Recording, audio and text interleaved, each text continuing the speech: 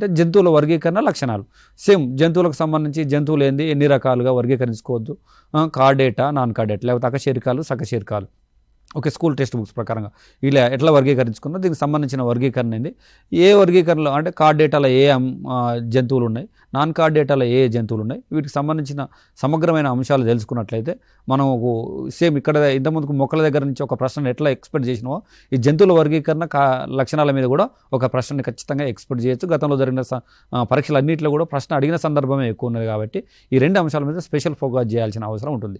తర్వాత నెక్స్ట్ ఇదే చాప్టర్లో మనకు మరొక అంశం ఏంటి అంటే డిఫరెన్స్ మనకు ఇచ్చిన మరొక అంశం ఏంటంటే సెల్ బయాలజీలో భాగంగా సెల్ బయాలజీని మనకు ఇవ్వడం జరిగింది.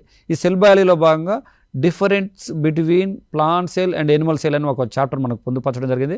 వృక్ష కణానికి జంతు కణానికి మధ్యలో ఉన్న భేదాలేంది, ఈ వృక్ష జంతు కణాల మధ్యలో ఉన్నటువంటి భేదాలను గురించి అధ్యయనం చేసినట్లయితే కాన్సెప్ట్ బేస్డ్గా మీకు స్టేట్మెంట్ టైప్ ఆఫ్ క్వశ్చన్స్లో మిమ్మల్ని కన్ఫ్యూజ్ చేసే క్వశ్చన్లు అడిగే అవకాశం ఉంటుంది. కాబట్టి ఈ ఏరియా మీద మంచి ఫోకస్ చేయాల్సిన అవసరం ఉంటుంది.